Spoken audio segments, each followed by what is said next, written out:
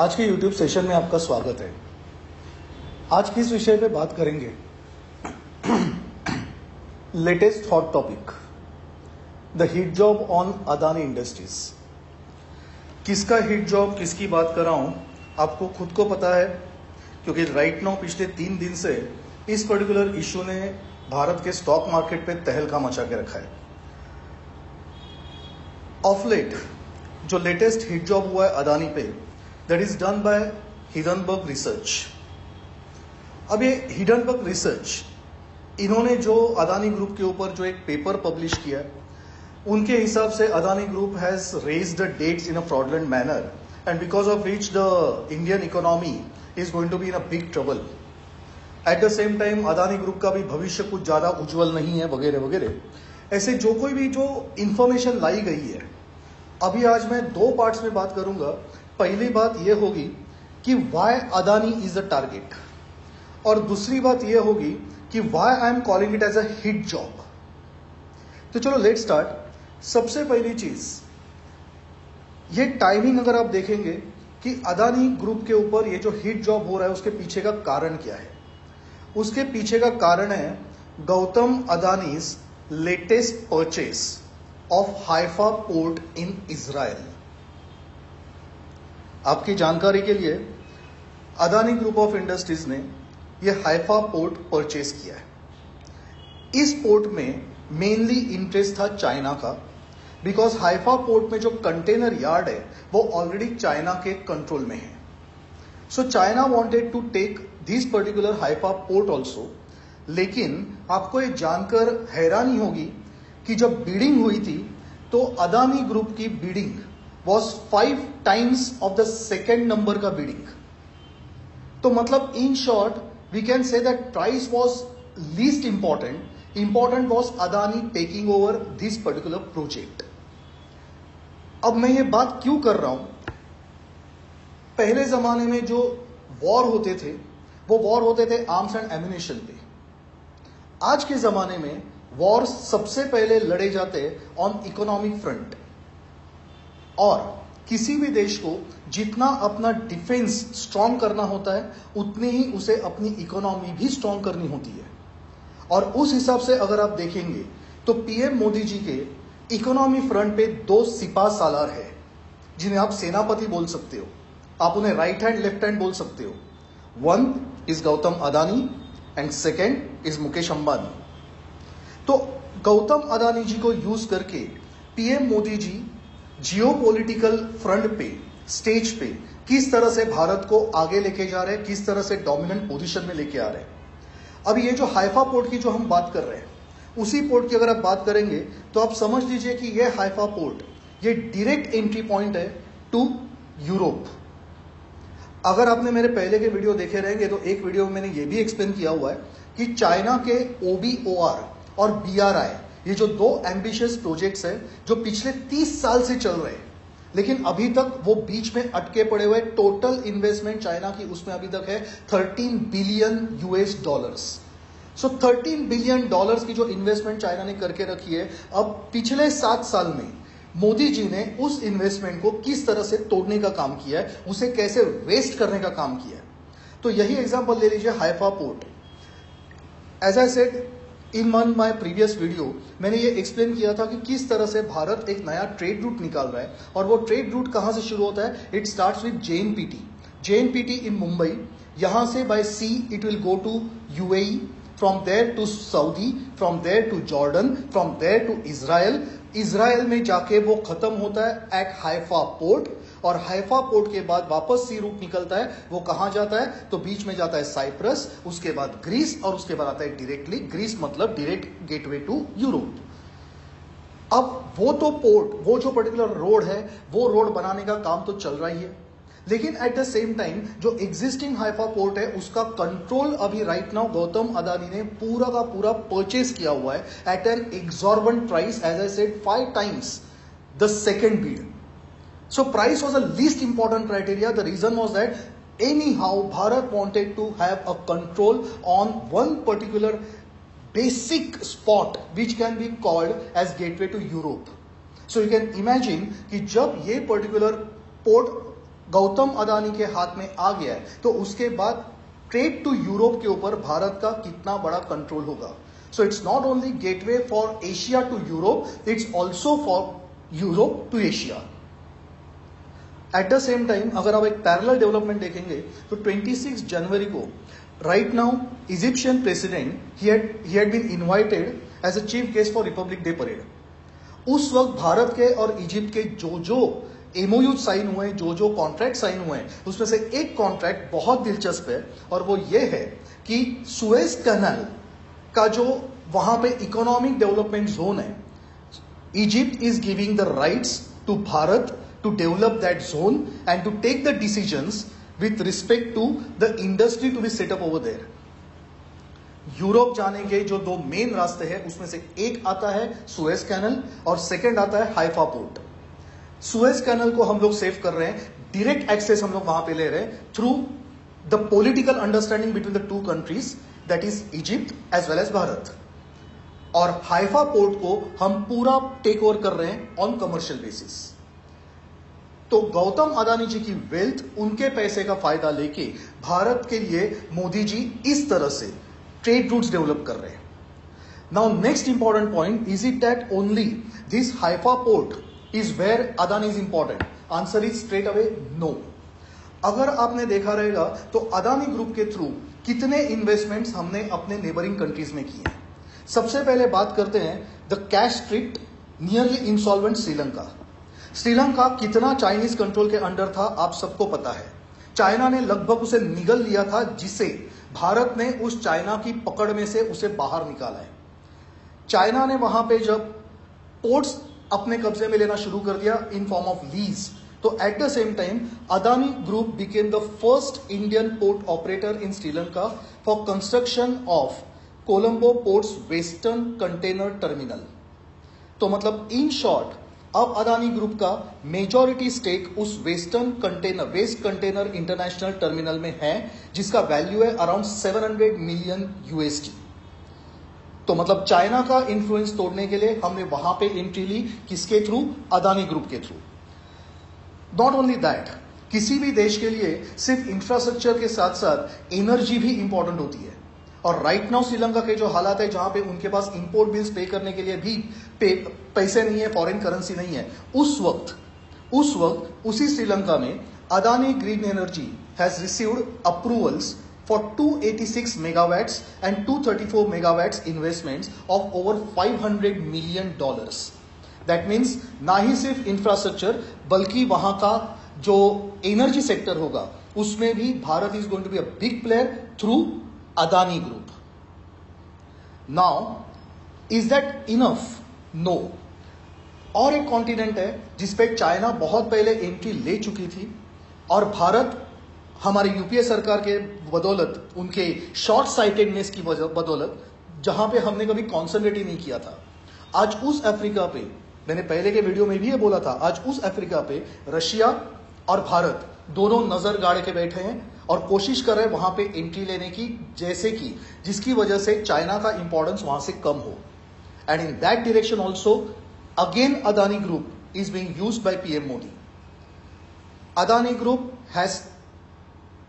is on the verge of investing in Moroccan clean energy project. Morocco का जो clean energy project है, वहां पे इलेक्ट्रिसिटी प्रोड्यूस करके प्लान है वहां से एक्सपोर्ट करना है Europe.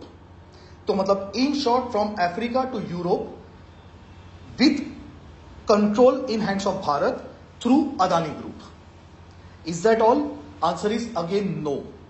Now Adani port, as per an MOU signed with Tanzania, Adani Group is going to invest around 19,000 crores, in 4 overseas projects in Tanzania. Along with Tanzania, it includes Kosovo, South Africa, as well as Nigeria. These particular projects are electricity projects, जहां पे बात हो रही है of a production of 3,792 megawatts electricity. Other than that, we are making big investments in Tanzania, as I said, through Adani Group. So Africa जो भारत के target पे था, वहां पे जो एंट्री लेनी है in infrastructure projects, in road development projects, in electricity projects, in ports, everything that is happening through only one group, that is Adani group. Sri Lanka में हम लोग एंट्री ले चुके हैं थ्रू अदानी ग्रुप। आज हमने इजराइल का हाइफा पोर्ट टेक ओवर किया through Adani group. So now you can imagine to whom is this Adani group hurting the most. It is hurting only and only one country, and that is China. And through China, it is hurting the big investors in US. क्योंकि ये किसी से छुपी हुई बात नहीं है कि यूएस का चाइना को टैसिट सपोर्ट ये हमेशा से रहा है। यूएस किसी का नहीं है, ये आप भी जानते हो, मैं भी जानता हूं। जो उन्हें पेमेंट करेगा, जो उन्हें पैसा देता रहेगा, they will support that particular party, that particular country. और कितनी बार यह साबित हो चुका है, कितनी बार मैं भी ये बोल चुका हूं कि किस तरह से जो बाइडेन और उसका बेटा हंटर बाइडेन के पर्सनल इन्वेस्टमेंट चाइनीज कंपनीज में है। So now this particular investment for these politicians as well as the Chinese investment of $13 billion in that BRI and OBOR is at stake only because of Bharat, and that is through Adani Group. तो अगर Adani group को target किया जाता है तो उसमें कौन सी नई बात है या कौन सी सरप्राइजिंग बात है? They are being targeted, it is a hit job. So I think कि अभी तक जो मैंने आपको कारण बताए वो कारण इसलिए थे कि अदानी के ऊपर हिट जॉब क्यों। So these are the reasons why he is on target. Now let's go to why I am calling it as a hit job and not a genuine research. किसने किया है रिसर्च? Hindenburg research. ओनर कौन है? Owner is Nathan Anderson.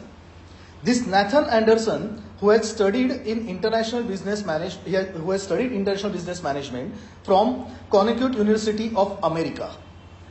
ये particular Nathan Anderson जो आते हैं, ये भाई साहब by origin Israel. So Israel origin connected with US, that means he is part of the deep state, and deep state doesn't want Bharat to go ahead. They can afford to join hands with China but not with Bharat. Bharat, as I have been saying time again and again, is coming up big on the geopolitical front.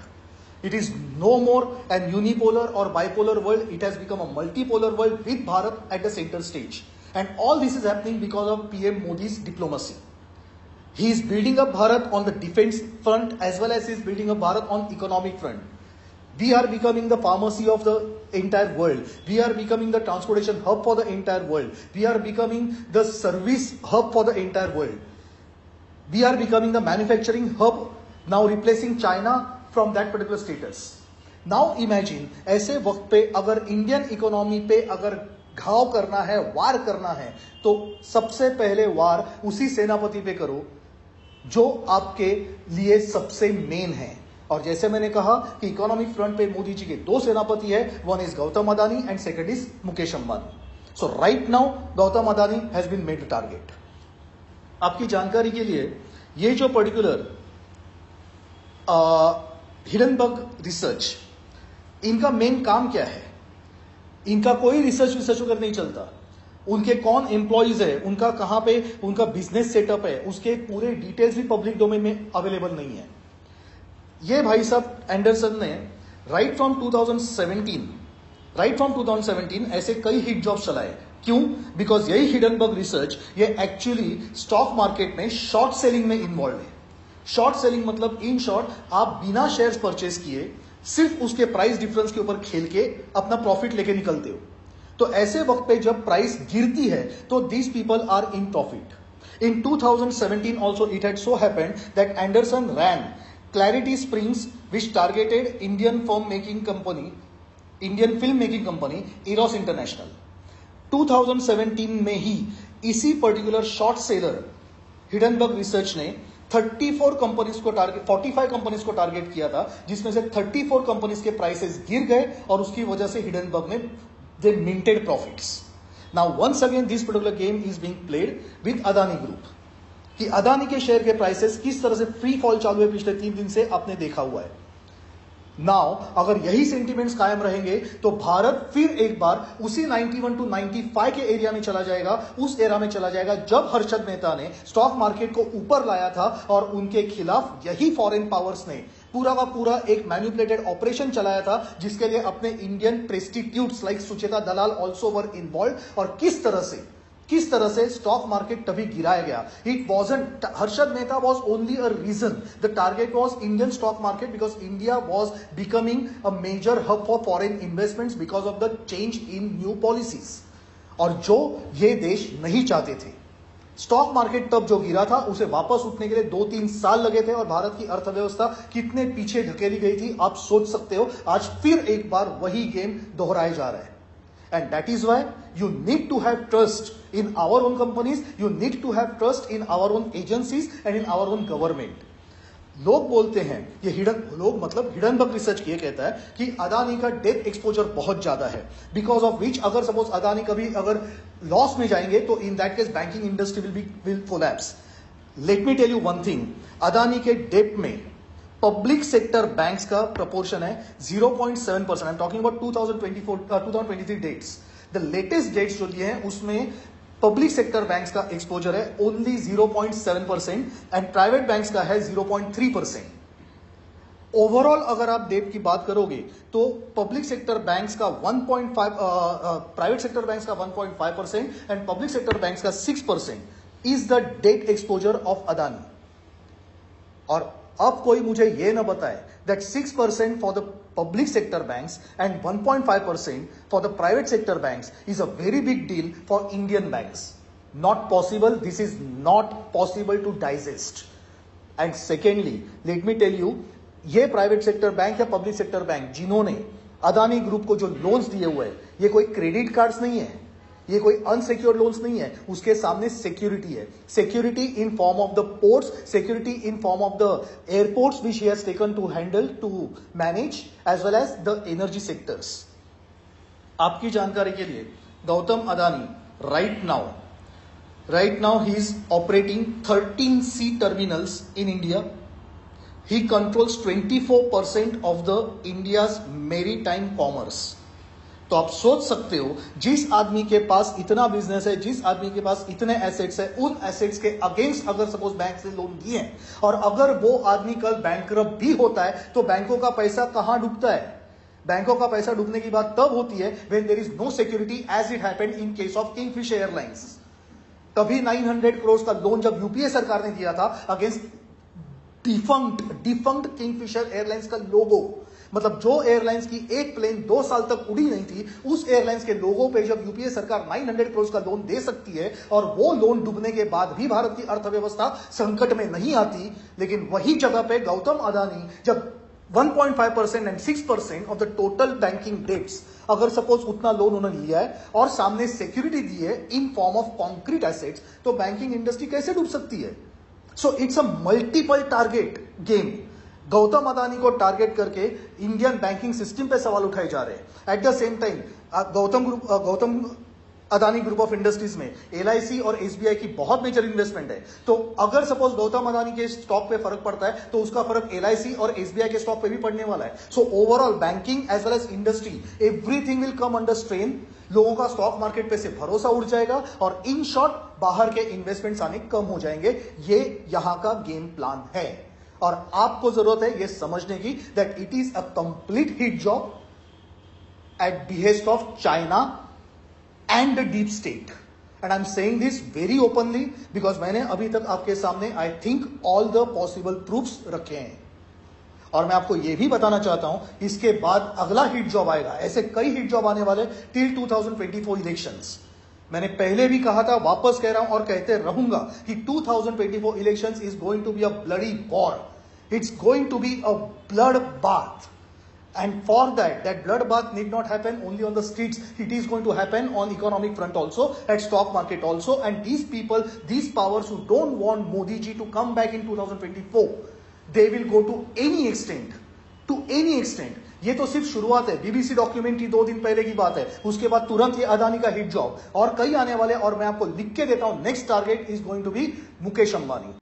और मुझे बोलते हुए बहुत खुशी हो रही है कि हिडनबर्ग रिपोर्ट का उसके थ्रू चाइना का या किसी भी अपने देश के दुश्मन का जो कुछ भी टारगेट था वो पूरी तरह से फेल हो चुका है। किस तरह से मोदी जी अपने सेनापति को बचा रहे हैं, किस तरीके से गवर्नमेंट अपनी इकोनॉमी बचाने के लिए सपोर्ट कर रही है, इसके लिए मैं आपको 2 एग्जांपल देता हूं। ये हिट जॉब होने के बाद तुरंत उसके बाद कल ही ये अनाउंस किया गया that UAE based IHC company is going to invest $400 million in Adani's FPO। जिस FPO को फेल करने के लिए ये साजिश हो रही थी, उस पर्टिकुलर FPO में डायरेक्टली $400 मिलियन की इन्वेस्टमेंट सिर्फ एक कंपनी से आ रही है, that is IHC limited from UAE। और आपकी जानकारी के लिए that is total 16% of the total FPO size. इतना ही नहीं, आप जरा सोचिए, कल के ही दिन PM Netanyahu, Israeli Prime Minister Netanyahu has declared that Adani Group taking over Haifa port is a big thing of honor for Israel, and for that a ceremony is being organized which will be attended by PM Netanyahu and Gautam Adani by both personally। आप सोच सकते हो कि मतलब in short on the global world platform कौन सा message देने की कोशिश की जा रही है। और अगर आपको अभी तक ये पता नहीं है कि यूएई के प्रिंस के साथ पीएम मोदी जी के कितने क्लोज रिलेशनशिप है और नेतन्याहू जी के साथ पीएम मोदी जी कितने फास्ट फ्रेंड है, अगर आप ये 2 चीजों को अगर इक्वेट करोगे तो आपको पता चलेगा कि किस तरह से हम अपनी इकोनॉमी बचाने के लिए कोशिश कर रहे हैं। और लास्टली आपको एक खुशखबर यह भी देता हूं कि ये जो पर्टिकुलर हिडनबर्ग रिपोर्ट था, एज वेल एज जो हमारे देश के दुश्मनों का हमारी इकोनॉमी को नाकाम करने की, उसे फेल करने की जो कोशिश हो रही थी, वो पूरी तरह से अब फेल हो चुकी है because overall FPO has been over subscribed. Now it is over subscribe to the extent of 1.26 times. That means जो FPO फ्लॉप करने की कोशिश की जा रही थी वो पूरी तरह से फेल हो चुकी है।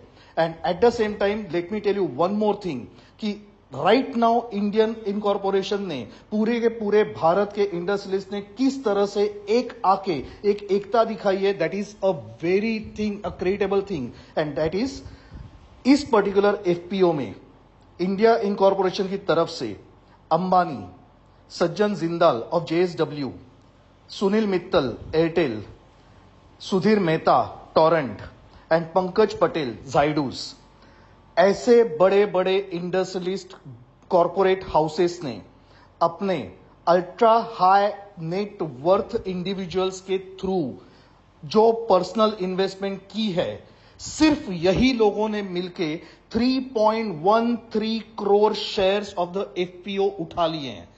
And overall FPO has become a big hit, a big success, and this is a very strong message. One message was given by PM Modi ji yesterday by getting the diplomats involved from 2 different countries like UAE as well as Israel. That was from government level, and now from industrial level, the industrialists have come together to stand in solidarity with Gautam Adani, and this is a very good sign। ये बताते हुए कि पूरे world को जो करना है कर लो, अब ये भारत झुकेगा नहीं साला। आपको ये वीडियो पसंद आया होगा तो लाइक कीजिए, शेयर कीजिए, सब्सक्राइब कीजिए। नमस्कार।